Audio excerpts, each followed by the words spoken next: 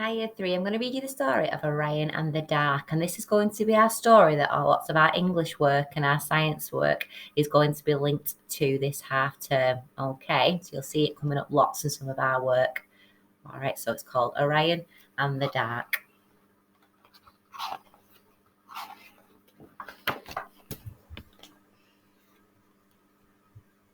My name is Orion, and I guess you could say I'm scared of lots of things. Mum tells me I just have a big imagination and there's nothing to be frightened of. Well, that's easy for her to say. As far as I can see, the world is full of frightening things. But there is one thing that scares me more than anything else. The dark. Of course, I've tried all kinds of things to solve the problem. Eating lots of carrots, capturing the sun, have an everlasting light bulb, dressing up as an owl, but nothing ever works, and before I know it, it's bedtime again. Good night, Orion. Good night, Mum. I hate bedtime. The night that changed everything began like any other. I kept an eye out for monsters. I kept an ear out for scary noises. But as it got darker and darker and darker, I couldn't take it anymore.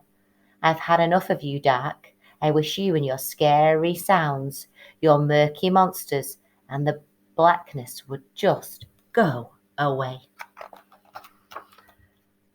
And that's when something strange happened. Outside my window, the dark seemed to come alive, and a thing I'd never seen before dropped in for a visit. I was feeling more scared than ever, even more than when I went to the seaside dog show with Gran. But Mum always says it's important to remember your manners, especially when you are getting visitors. So I said, "Hello, I'm Orion," and offered to shake hands. "Hello there, I'm Dark. Now, Orion, it's time for you to stop being so afraid of everything, especially me. Let's go on an adventure." Of course, normally, I'd be scared of going off on an adventure, especially with a terrifying creature like Dark. Except this Dark wasn't quite what I had expected. First, he asked to see the shadowy, scary bits of the house, the nooks and crannies where the monsters live. In the wardrobe, under the bed, down the plug hole, in the basement. And you won't believe this, but some of the darkest places turned out to be really good fun. Even having fun couldn't stop me from being scared for long enough now. Dark, what are the horrible, creepy and scary sounds coming from outside? Creak, tick-tock, snore, murmur, mumble, croak, rustle. Together, we bravely went outside to the frightening sounds, and when we found them, they weren't frightening at all. Dark asked me if I'd stopped feeling afraid. The horrible wiggly feeling had definitely gone a bit, but there was still one place that made my knees wobble and my tummy twist with fright. The awful place where the dark is the darkest of all, and so off we went on one last adventure, all the way up into the night sky.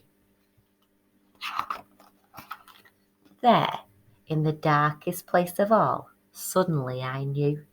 When I stopped worrying about being scared, dark could be fun, and dark could be interesting, and dark could be magical, and most of all, dark could be my friend, and nobody, not even me, is scared of their best friend. But too soon we had to go home, and the sun began to climb back up into the sky.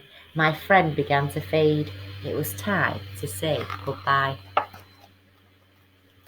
Dark, I've had such a super duper incredible adventure, but will you ever come back? I didn't want Dark to go, and so he promised, I'll never be far away. And from that night on, he never was. I hope you enjoyed the story. I hope it helps with some of our English and science work.